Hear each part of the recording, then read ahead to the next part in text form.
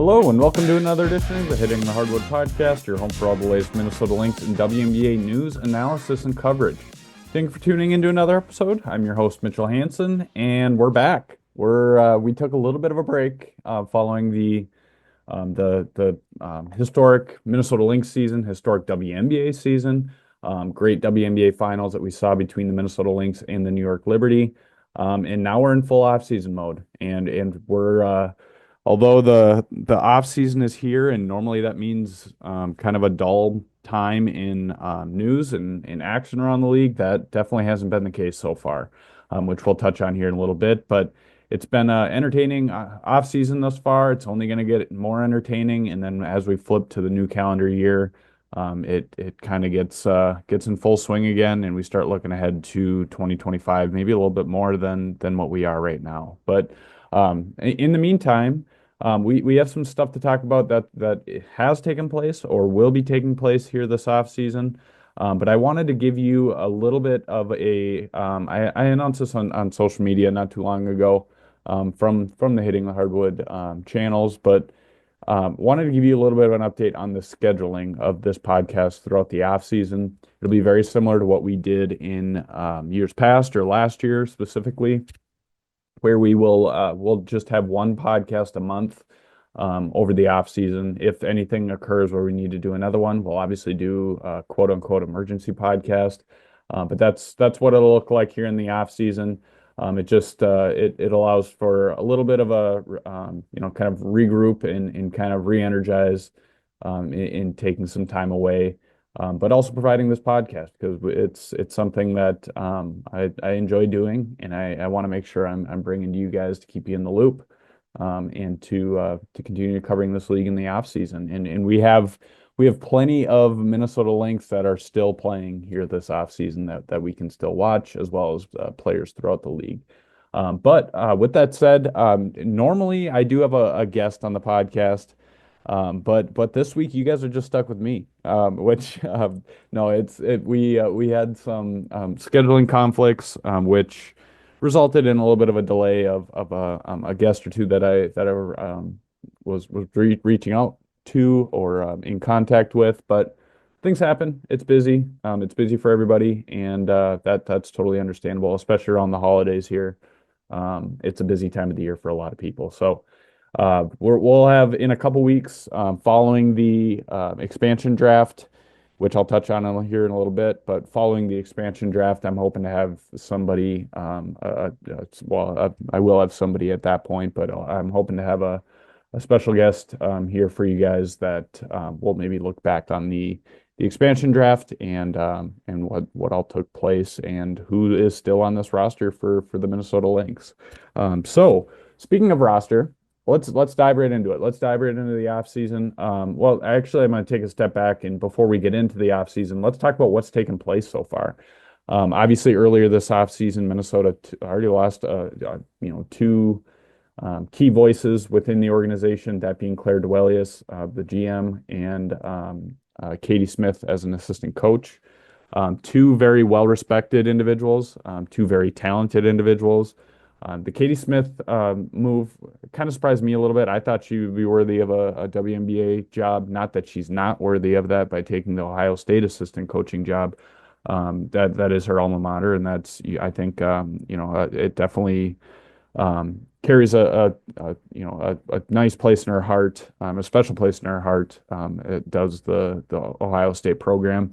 So that's a great move for her. And maybe one day she'll end up taking over that program and thriving in that program, like we saw her in Minnesota and earlier on in her career. So best wishes to Katie. She'll definitely be missed on Cheryl Reeves' coaching staff, as now Cheryl looks to fill out that coaching staff. One player I would love to see, I'm not reporting this, but one player I'd love to see is Lindsay Whalen.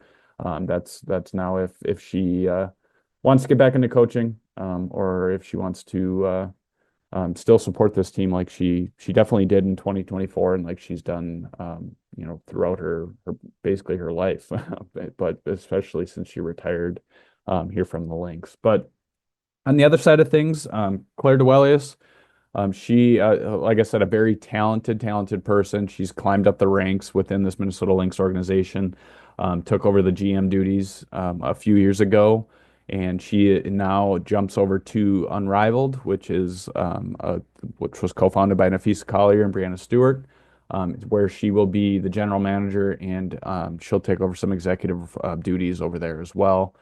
So a very cool opportunity for Claire, very well-deserved opportunity for Claire, who is one of the nicest people you'll meet, and like I said, an extremely talented individual. So, but with that said, the Lynx do have some decisions to make, or some I guess moves to make, some hires to make within the front office before they even think about who they have on this team, and that will also they'll have to analyze this roster beyond the expansion draft as well, which I'll touch on here in just a second. But now with the off season, as I mentioned, we had those moves early in this off season. We had in the Lynx organization, as well as we had a bunch of head coaching changes throughout the league. We had 7 vacant head coaching positions out of the 13 teams, and we've seen some of those get filled.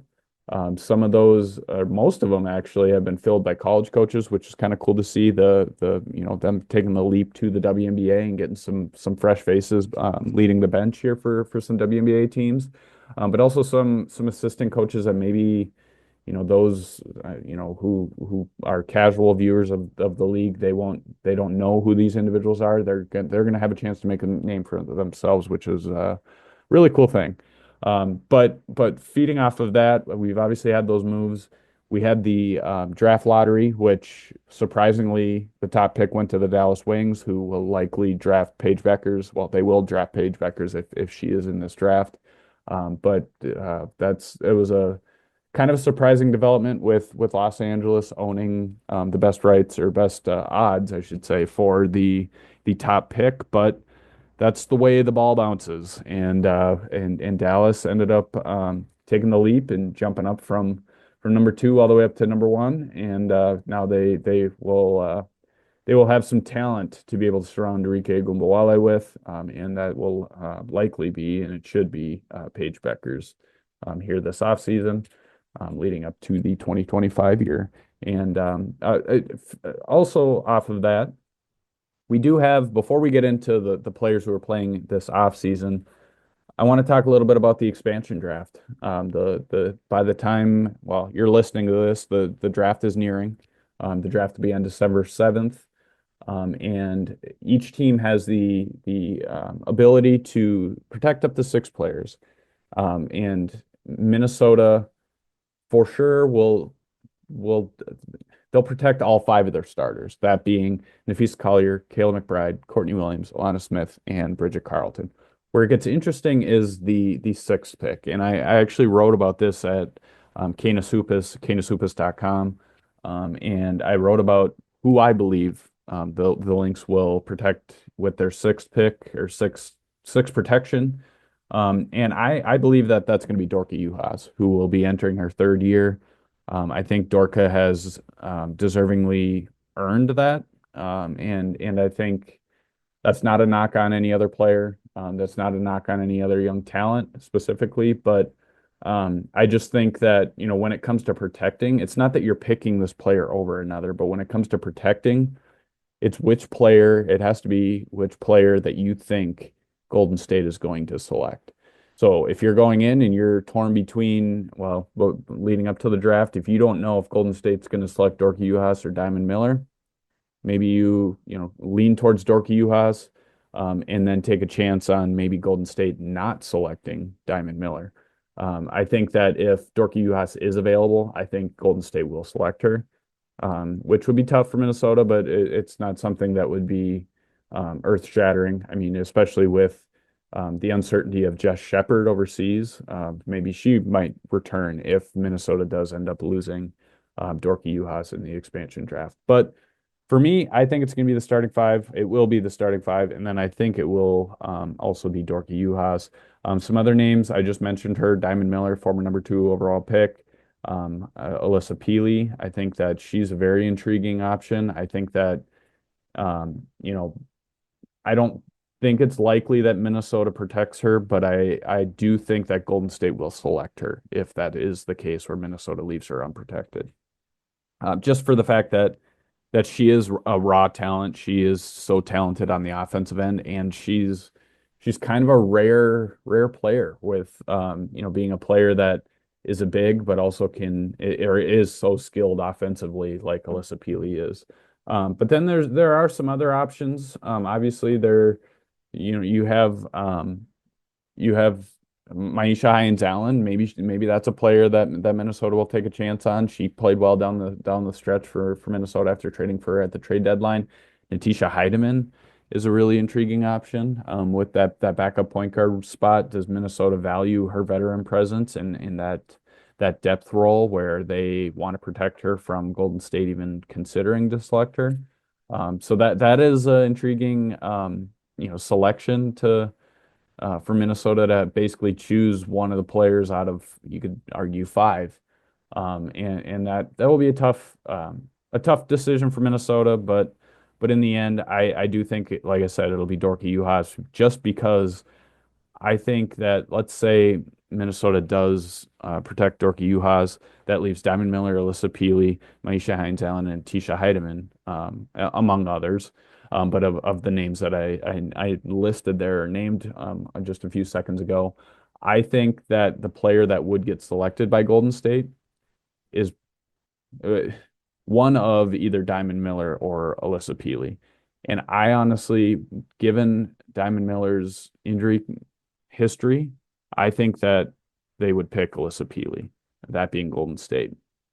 So that means that Minnesota would obviously keep Diamond Miller. They would have the ability to re-sign Maisha Hines-Allen and or Natisha Heidemann and I think that Golden State will ultimately pass on those three, which to me obviously means that you shouldn't protect them if you are under the impression that they're not going to be selected. If that ends up happening, well, then you take that risk, and it's the same way in a draft. If you don't want to trade up to get a player at five, you wait until your pick at number seven, and that player's gone. Well, you took that risk. So it's kind of a similar situation. But all in all, this is a good thing. It's an exciting time with Golden State entering the league. Going to be the 13th WNBA team. This will be the first of a couple off seasons where we'll have this expansion draft. So Minnesota will have another tough decision next off season. But this is an exciting time, and it's not only going to see the growth of the league, it's going to offer more job opportunities, which is great, especially leading up to the draft. That'll be a great thing for the league, and it'll only help its growth, its exposure, and it'll only hopefully continue to skyrocket from here, like we saw in 2024. Now, with that said, I did talk a little bit earlier on about the off season, and obviously we have, as many of you know, once the WNBA season is over, a lot of players disperse and go overseas. It's been that way for years. Most of the time, unfortunately, players are getting more money overseas, so they go overseas to make, a bulk of their income over the year. They don't make, they just make a fraction of their overall income when they play in the WNBA, which is unfortunate, but that hopefully will change here in 2026 when the new collective bargaining agreement is agreed upon and negotiated. But we do have about, what is it, 13, which is really impressive, 13 players for the Minnesota Lynx that are playing overseas here this offseason. I should say we have 4 that are staying here in the United States and 9 that are going to be playing overseas. So I'll go kind of down the list here where you can watch these players, where you can find them. If you're looking online, this will help with you keeping tabs on where they are, how they're doing throughout the off season, whether that's across the globe or here in the United States. I should mention too that I will have, starting in December, I'll have a Lynx off-season update, as I have done in years past, at Canis Hoopus, canishoopus.com. And that is where you'll find weekly updates on how each player is doing, how they've done in the past week. So I'll do that regularly throughout the off season as we lead up into the start of the kind of training camp period, or at least into the early few months of 2025. But we can jump right into the players who are going to be playing or who are currently playing or will be playing here this off season. Now, when I say that they will be playing yet this offseason, that is in part due to Unrivaled and Athletes Unlimited not yet starting. But the rest of the people or players who are overseas, their seasons are underway, and they're already playing following the WNBA season. But to start things off, Nafisa Collier, obviously, it's worth or it goes without saying that Collier will be playing in Unrivaled, and she will be joined by Kayla McBride and Courtney Williams.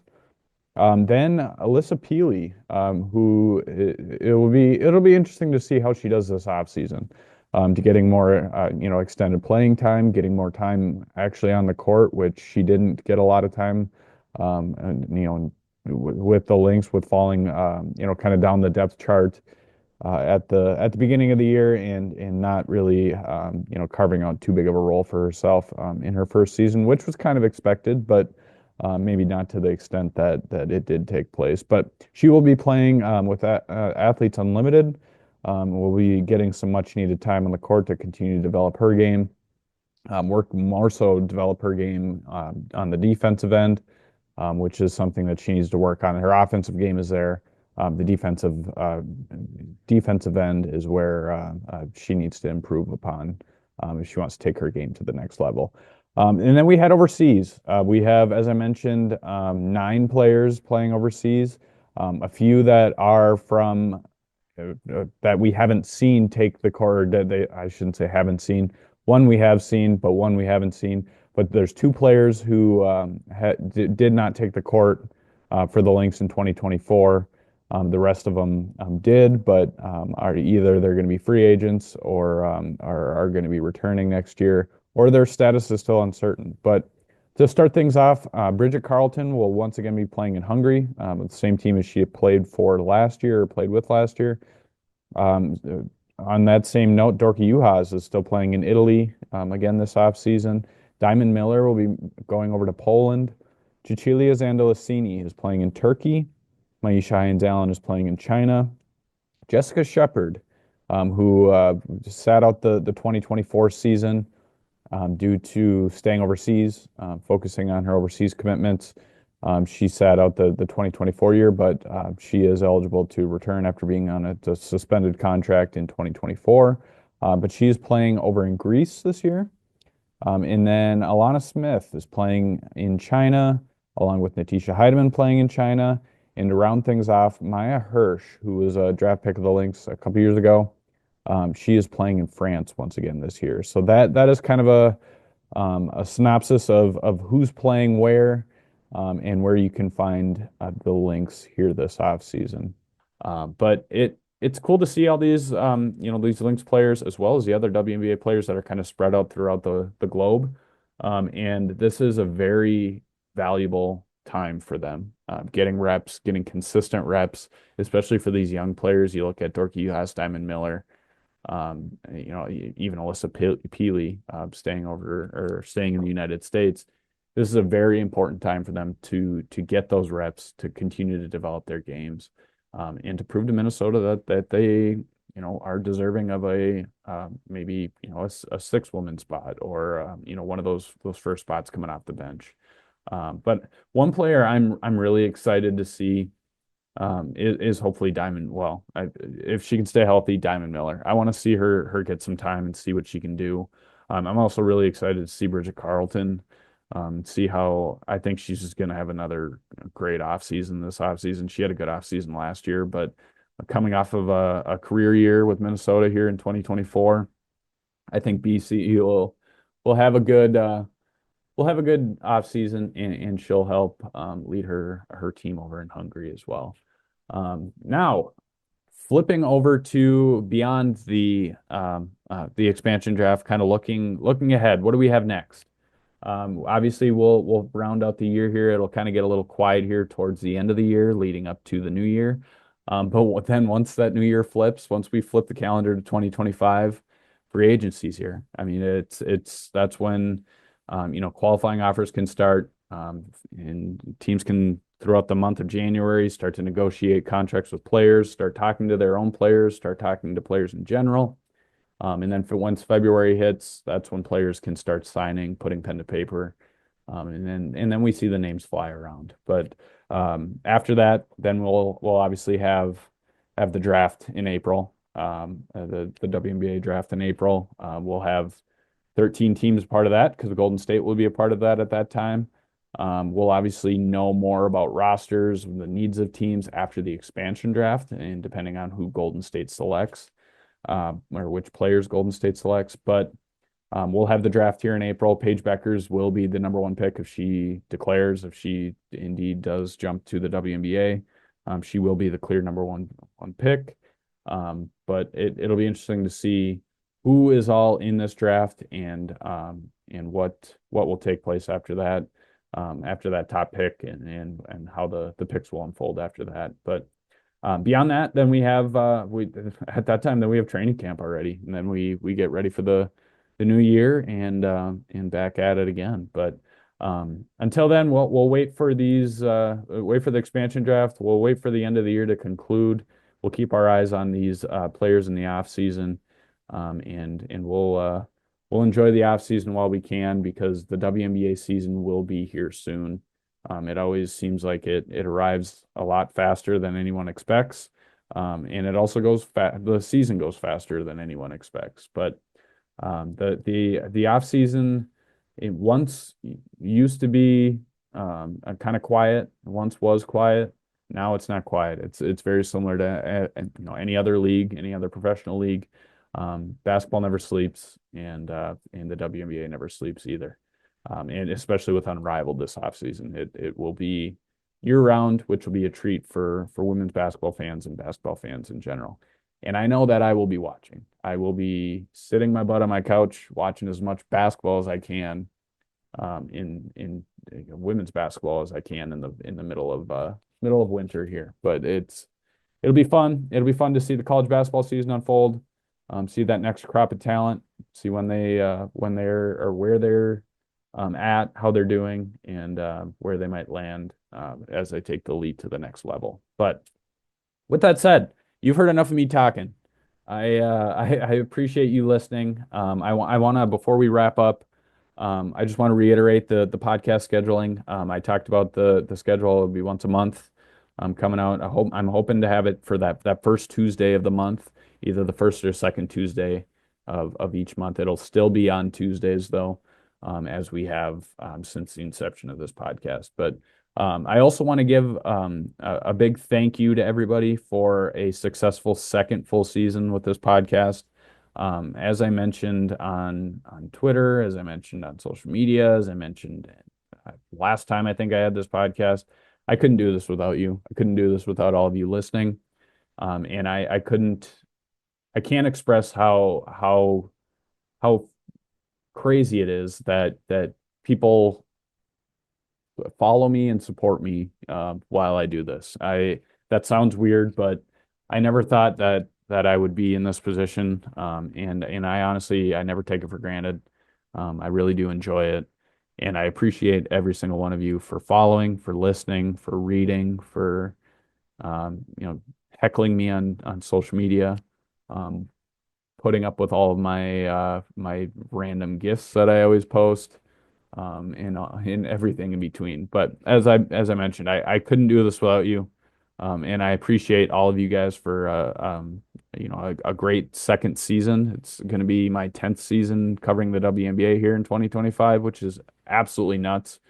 But it's my second full season doing this podcast. Looking forward to year 3, and I want to keep this thing going.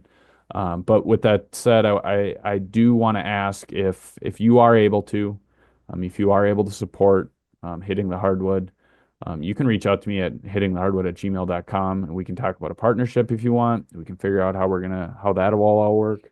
But if you could, whether it's $3, $6, $9 a month, whatever it is, start a free trial and see what you like. Please consider supporting us at the Patreon or on our Patreon page as part of our Patreon community. That's patreon.com/hitting the hardwood. Anything that all proceeds or all the money that you spend on the monthly subscription, that comes right back to Hitting the Hardwood, and it goes towards this podcast to ensure that we can keep doing this. I'm very dedicated to doing this. It's not going anywhere. And as part of being a patron, you get exclusive news, you get exclusive content that you won't get anywhere else. I will continue to do that throughout the off season, and that won't stop throughout the year, basically. So it's you do get a lot of perks. You get discounts at our store. You get early access to podcasts like this, so you can hear me talk multiple times. And I honestly do everything I can to make it worth your time and worth your investment. And I appreciate anything that you can do to support Hitting the Hardwood. Regardless, I appreciate you guys listening. But with that said, I want to give a shout out once more to Jeremy Rushing. Thank you for producing this podcast as you do every single time, every single edition. Really appreciate all that you do. It's been a great partnership here over the past 2+ years, really. But I also want to give a shout out to our partners. I want to give a shout out to betteredge.com, BETTOR edge.com, and also Fantasy Sports Evo. Both of those are phenomenal betting platforms. You should go check out both of them. I use both of them regularly, and I absolutely love them. I just actually use them here the night before I'm recording this podcast because I bet on some NBA games and some NFL games. So you can do any sport. Obviously, the WNBA when it's in season, you can definitely do that. You can do college basketball. Go check that out for college basketball, and just test it out and see how you like it. I promise you won't be disappointed. The third is Homage, HOMAGE.com. You can go to our website. There's 2 links within our website. Go to our partners tab, go down to Homage, and that's where you'll find where you can get Lynx gear and WNBA gear. If you click on those links, go to the website, purchase anything on that website, no cost to you. A portion of that payment or what you spend comes back to support Hitting the Hardwood. So anything you can do to support Homage, support Hitting the Hardwood, would really appreciate it. As always, I appreciate anything that you guys can do to support Hitting the Hardwood. But like I said, you've heard enough of me talking. I appreciate you sticking with me. I apologize for not having a guest that I thought I would have this week, but that's the way the cookie crumbles. As I said, that's the way the ball bounces, and I'm running out of other analogies to say. So, with that said, I appreciate you listening. I will have a guest next week, so I stop rambling, and I hope you all enjoy the rest of this off season because it'll heat up here real quick, and we're only about a month away from things getting real interesting. So enjoy the expansion draft. We'll check in with you after that, see how the Lynx roster is looking at that time. I'll have a guest at that point, and we'll hit the ground running from there and finish this year off strong before we flip the calendar to 2025. So enjoy the rest of the off season. I said, enjoy college basketball, enjoy the holidays. I hope whatever holiday you celebrate. For me, it's Thanksgiving and Christmas. If you do celebrate those, happy Thanksgiving, Merry Christmas. I hope you guys all have a great New Year. We'll talk to you before then, but I hope you all have a happy Thanksgiving. I hope you enjoy some time with family or however you spend it. I know that I'm thankful for you and all that you bring into my life and everything that you do for Hitting the Hardwood, myself, and everything in between. So enjoy, and I will talk to you soon.